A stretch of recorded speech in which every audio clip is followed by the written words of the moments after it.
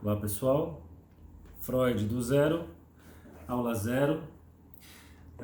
Como combinado na aula passada e também o que enviei no cronograma, eu vou trabalhar um texto que está fora do livro Compreender Freud, que é o livro do curso, né? Então eu vou preparar aqui, são umas aulas para dar um sobrevoo, um panorama geral de uma forma mais sistemática, né? De uma forma acho que mais lógica, pelo menos uma lógica, acho que para quem for fazer um estudo paralelo, assim, meio que seguindo na ordem da obra, acho que vale a pena. Diferente do texto, né, do livro do Jacques Sédat, que é um pouco mais aleatório, você faz umas amarrações assim, que nem sempre respeita uma lógica cronológica, e sim meio que uma lógica que ele acha interessante. O que eu gosto muito é o estilo que eu vou adotar, né, um estilo muito mais provocativo do que um estudo sistemático e exaustivo de conceitos. Geralmente eu faço esses estudos assim nos grupos de estudo ao vivo, nos cursos ao vivo, e a proposta do Freud do zero, assim como foi Lacan do zero e é o Winnicott do zero, é uma coisa um pouco mais geral e sempre num tom de provocação, de convidar para o estudo. Então, tem um texto aqui comigo que eu enviei para vocês. Quem não tiver, é só pedir lá no grupo do Facebook, né, vai aparecer aí embaixo o nome do grupo de novo, e que vai estar lá o material.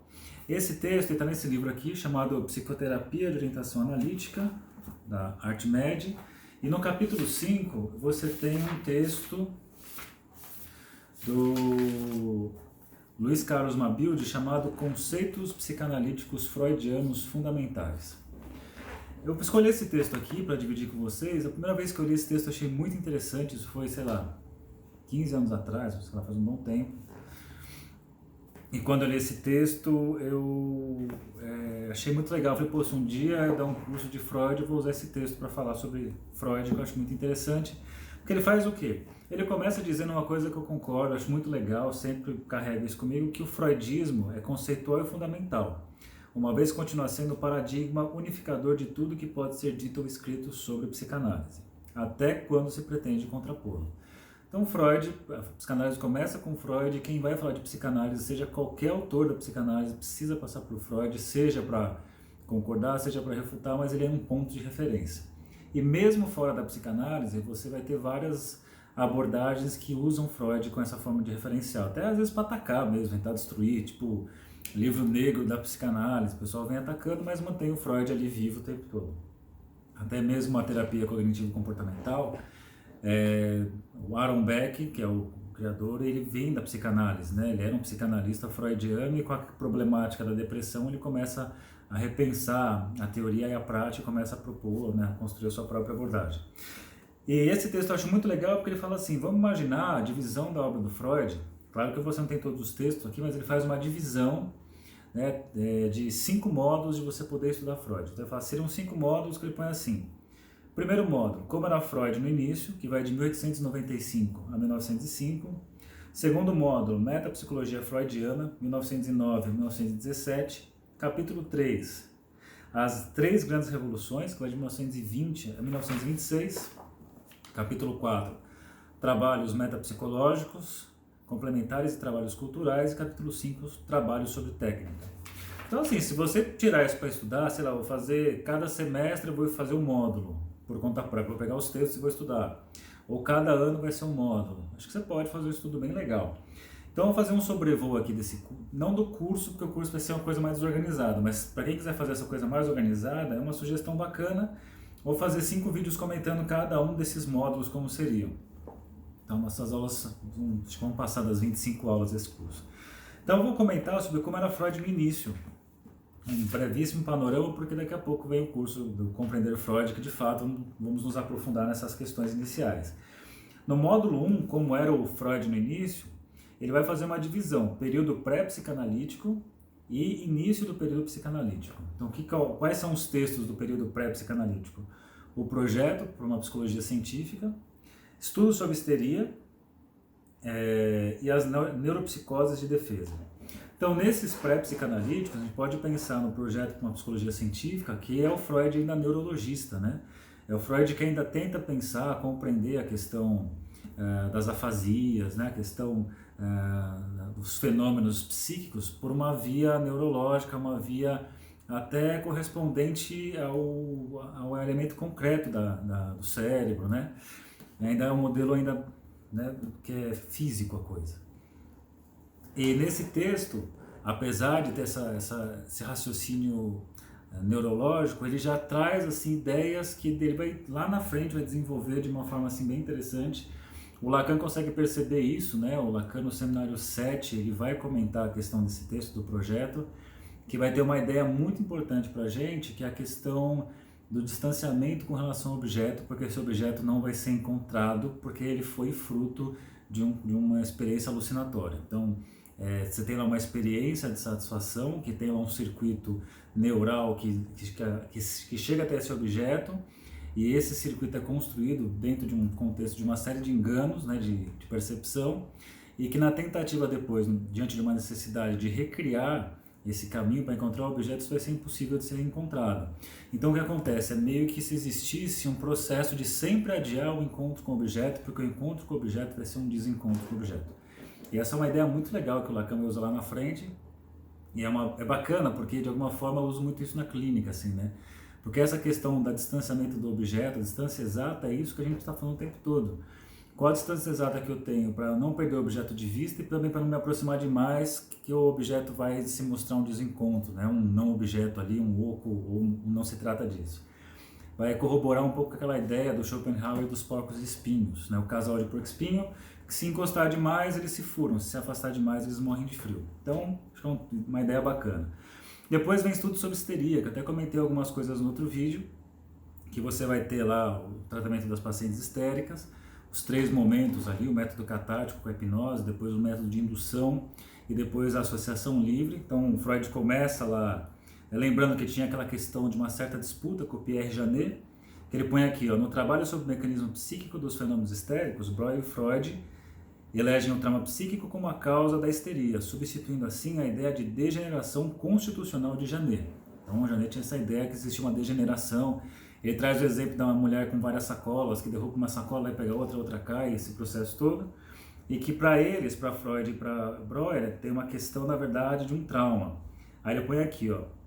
No entanto, diferentemente de Breuer, o que o Breuer achava? Que o trauma levava a um estado hipnoide, e daí a histeria. Freud entende a histeria em termos bem mais dinâmicos, isto é, em função da repressão, né? Ou do recalque, mas a gente vai fazer um texto, um vídeo falando sobre essa diferenciação possível das traduções. Termo que empregou aqui pela primeira vez, mas já com o mesmo sentido que tem hoje. Então, qual que é a explicação aqui de repressão? Um mecanismo de defesa que exclui da consciência impulsos inadmissíveis. O que significa, portanto, uma operação inconsciente que retira completamente da consciência uma ideia, um afeto inaceitável. Então, para Freud, existia um trauma decorrente existia uma experiência de trauma e um afastamento dessa lembrança da consciência da pessoa. Isso caracterizava esse processo de repressão. Interessante também que nos estudos sobre histeria você vai chegar na questão da associação livre com a paciente M. von N. É uma paciente que o Freud está lá no método indutivo, colocando a mão na testa dela, você precisa se lembrar, e ela fala, para, não encosta em mim, para de ficar falando, deixa eu falar livremente. E aí o Freud percebe que a pessoa, quando fala livremente, né, a fala dela consegue contornar as resistências e consegue chegar também ao núcleo patogênico, né? Aí você vai ter depois outro texto, as neuropsicoses de defesa, e nesse texto ele vai trazer uma coisa bem bacana, que vai ser a questão do abandono da teoria da sedução, do trauma. Porque a ideia é assim, a histeria, vamos pensando aqui no raciocínio, era decorrente da repressão, e a repressão era essa defesa que exclui da consciência impulsos inadmissíveis. A ideia é que essas pacientes tinham sido abusadas sexualmente, né, por um adulto, pai, tio, coisas do tipo, e isso deveria então levar à produção de um trauma, um afastamento, né, o despertar da sexualidade muito precocemente. Freud vai começar a questionar a isso quando começa a se levar em conta a quantidade de histéricos que tinha nos hospitais. Então implicaria em muitos abusadores, mas também ele se vê numa cena em que a mãe está se exibindo para ele, né? Trocando de roupa, fazendo lá um striptease, só que na verdade ele se questiona assim, na verdade não é que ela se exibia, eu que olhava para ela, eu que a desejava. Só que para ele seria inadmissível ele reconhecer que desejava olhar a mãe. Antes que você pense, como o Freud é tarado, ele queria transar com a mãe, não, ele via aquilo e se sentia excitado com aquilo, né? A beleza do corpo. Então ele sente isso, só que daí ele não pode admitir para si mesmo. O que ele faz? Ele faz uma inversão, que é uma inversão muito comum da histeria. Vocês devem conhecer esse movimento de pessoas que assim provoca muito alguém, até que o outro se interessa, e quando o outro se interessa, pular fora e fala assim, não, você está entendendo errado, você tá sendo abusivo no que você falou. Veja que não é para justificar um abuso, não tem nada a ver com isso. Estou falando de um movimento de você provocar alguma coisa no outro, mostrando assim o seu desejo, e quando o outro revela que causou, né, que teve ressonância esse desejo e responde desse desejo, a pessoa pula fora e aponta, não fiz nada disso.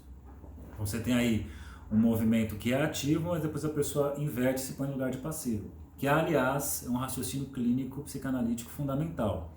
As pessoas chegam normalmente no consultório sempre dizendo, isso causou em mim, eu sou um objeto da situação, olha o que o outro fez comigo, né? Sempre essa postura passiva. O que a psicanálise trabalha muito é conseguir resgatar, né, ou começar a passar através do discurso da pessoa, que na verdade tem uma posição ativa da pessoa nisso. Então de alguma forma cai naquilo que a Dora vai falar mais pra frente, né? O Freud diz pra Dora, qual que é a sua responsabilidade nessa desordem que você se queixa. A gente vai falar desse assunto em algum dos vídeos futuros. Certo? Essa inversão. Então, na verdade, você não tem os abusos. Claro que pode ter situação de abuso, mas de acordo com o Nasio, o funcionamento seria de uma outra forma. Né? Ele fala que uma pessoa que passa por um abuso, a sexualidade não aparece dessa forma. E o Freud, então, considera, bom, se existe esse interesse por parte, né, da criança pelo adulto, pelo genitor e tudo mais, significa que existe um impulso por parte da criança. Se existe um impulso por parte da criança, um impulso desse desejo, então existe uma sexualidade infantil, e não aparece só na puberdade, já aparece aqui nesse momento da infância. Então Freud vai chegar na ideia de uma sexualidade infantil. Chegamos agora então no início do período psicanalítico, que eu vou ter, que ele coloca dois grandes textos, né?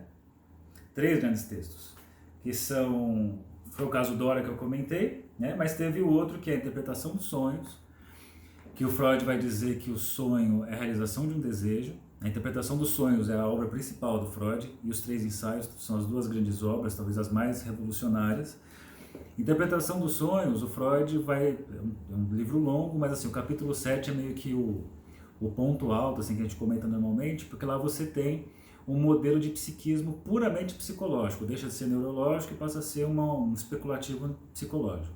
Que você vai ter lá o impulso, uma resposta, vai ter uma caixa assim opaca, que o impulso atravessa e deixa traços minêmicos. É como se fosse você tem aqui uma caixa, o impulso atravessa, tem a resposta, mas você deixa as marcas como se fossem folhas, né, chapas de filme fotográfico, que ficam as impressões. Né? Que o Freud vai desenvolver, vai pensar isso, os lugares, né, inconsciente, pré-consciente e consciente. Então ele traz essa ideia. Nesse mesmo texto ele vai trazer a ideia de que o desejo, então, a realização de um desejo, esse desejo sempre é sexual e infantil, e que esse desejo, pensando no modelo da repressão, ele é afastado da consciência, e esse desejo não pode voltar para a consciência porque tem uma resistência ali, mas essa resistência, quando a pessoa está com sono, né, ou muitas vezes por conta do álcool, mas quando está com sono, tem um rebaixamento da resistência, esses conteúdos eles voltam para o lugar que eles não poderiam estar. Só que se voltar descaradamente, a pessoa acorda e a resistência volta a subir. O que ele pode fazer é vir disfarçado. Então imagine que você vai numa festa que você é jurado de morte. Se você chegar com a sua cara, você vai morrer, vai apanhar, sei lá eu. Mas se você se disfarçar de alguma forma, de uma outra maneira, colocar vários adereços e tudo mais, as pessoas não te reconhecerem, você pode ir lá e curtir a festa. Então de alguma forma você satisfaz parcialmente a sua vontade de curtir aquela festa. Então o desejo se disfarça. E dois disfarces básicos para pensar é a condensação e o deslocamento. Na condensação ficam aqueles sonhos malucos, né, com vários elementos juntados, e uma coisa que está acontecendo agora, mas tem junto uma cena da sua infância, você tem lá uma figura que você conhece, mas com a voz da outra pessoa, você tem lá um jegue de cigano, né, uma montagem super maluca que te deixa confuso. E a outra forma de você disfarçar o sonho é deslocando. Então eu vou chegar aqui, eu tenho interesse por determinado objeto, né, libidinal aqui, que é o meu objeto de desejo, só que eu não posso revelar isso. Então o que eu faço? Eu inflaciono o interesse pelas outras coisas e eu percebo a falta de interesse por esse objeto aqui. Para nós, a psicanálise, em geral, aquilo que o paciente mais fala assim, mas essa besteira, então deixa para lá. e dar continuidade, muitas vezes esse ponto, se é besteira ou um assunto que apareceu só uma vez naquela fala da pessoa, ela insiste numa outra, é justamente o elemento principal, porque por deslocamento eu estou jogando a atenção para outro ponto e deixando esse ponto passar aqui livremente, né? Então, são esses dois mecanismos aí básicos. Ele vai colocar o inconsciente como sistema funciona de acordo com leis especiais, que estão desprovidas da lógica, da noção de tempo, espaço e causalidade, formando o que se denomina processo primário do funcionamento psíquico. Então, o processo primário tem a ver com o inconsciente. É claro que o processo que leva em consideração a lógica e os demais leis racionais chama-se processo secundário. E aí, para finalizar o nosso vídeo, para não ficar um vídeo muito extenso, nós temos aqui os 3 ensaios, que é o outro texto que fecha aqui o início do período psicanalítico, que o Freud trouxe a ideia da sexualidade infantil, vai colocar então que a sexualidade aparece na infância. Quando fala de sexualidade infantil, antes que sua mãe tenha um treco aí, sua avó, ou as pessoas que acham que Freud é um tarado porque fala de criança gostar de sexo, não é isso, né? Ele vai enxergar que a criança ela tem práticas de prazer por prazer, como por exemplo na amamentação, ela mama porque ela está com fome, então ela está lá sugando leite, mas quando acaba o leite ela continua no chuchar, que é só o prazer de colocar a boca no seio, a experiência de prazer. Então ela só faz aquilo por puro prazer, como se fosse a masturbação. Então o Freud encontra ali os rudimentos da sexualidade infantil. Então ele vai explicar, vai dizer, né, uma polêmica grande, que então existe sexualidade infantil e que essa sexualidade ela ainda é uma sexualidade pré-genital. Então os tipos de prazer buscados que você vê numa criança que você enxergaria num adulto perverso. Então criança tem lá as práticas exibicionistas, gosta de se mostrar, voyeur, gosta de assistir o pai, a mãe tomando banho, ver o outro pelado, não sei o quê. Práticas sádicas, né, de causar dor no outro e ter prazer com isso, ver o irmão apanhando e ter prazer com isso, masoquistas apanham, dá risada, fetichista, coloca lá o sapato da mãe se olhar no espelho, essas coisas todas que num adulto seria uma perversão, mas que na infância é uma infância normal. Então o Freud chega com essa ideia polêmica, a sexualidade infantil, essa sexualidade perversa inicialmente, vai chegar dizendo da bissexualidade psíquica. Então para Freud não tem essa questão de nascemos heterossexuais ou homossexuais, nascemos bissexuais, ou seja, a gente pode ter prazer com objetos de todos os tipos. E aí, olha que legal isso, a sexualidade humana, que não é instintual, não é natural, ela é algo artificial e montada a partir dos circuitos de prazer que cada um estabelece. Então esse papo aí de homem tem que desejar a mulher, mulher desejar homem, que isso um foi feito para o outro, não faz muito sentido para a psicanálise, porque o que faz sentido, na verdade, é que os meios de obtenção de prazer, cada um vai constituir um circuito através do seu histórico de desejos desejados.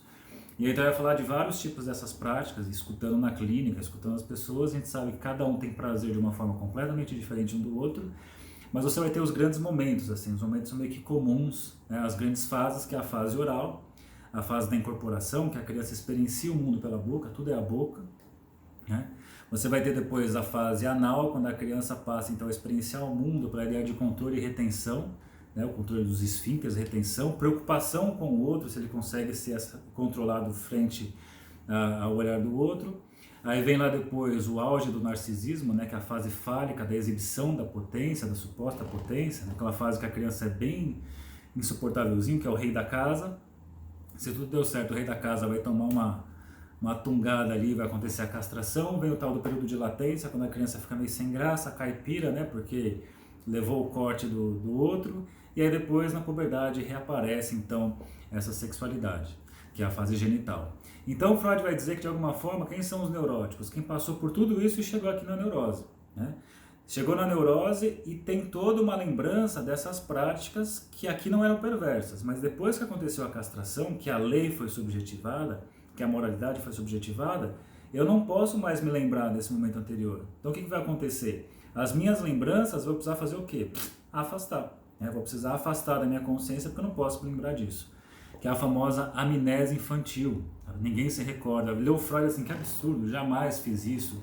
E a gente sabe que quanto mais uma pessoa repudia essas coisas, mais ela acha um absurdo, mais ela diz que nunca teve isso, né? Quanto mais tem esse esforço, né? Mostra o esforço de tentar esquecer tudo isso. A gente até brinca que as pessoas mais puritanas, que não falam palavrão nunca, que é tudo corretinho, né? Toda aquela coisa super educada, e você fala alguma coisa de palavrão, se afasta, e não quer saber de nada disso, é só aquela coisa limpa, né? Tudo que é muito limpo, a gente sabe que é um esforço gigantesco de se proteger daquilo que está recalcado, que são os desejos perversos da infância. Então, de alguma forma, por mais que sejamos, talvez na maioria, neuróticos, que abrimos mão da nossa agressividade e sexualidade para viver em sociedade, os nossos desejos ainda são perversos, né? Então a gente tenta se proteger disso o tempo todo. Então o desejo assusta e as pessoas chegam nos consultórios assim preocupados com os desejos. Não confunda o desejo com uma vontade consciente que a pessoa tenha. O desejo é uma coisa um pouco mais, talvez, subversiva que tudo isso. Então a gente vai ficar por aqui. Essa então é a aula 0A, pode ser assim, aula 0A. E aí depois eu vou fazer então dos outros 4 módulos, que eu acho que vai dar aí mais alguns vídeos um pouco extensos. Bons estudos e até a próxima aula.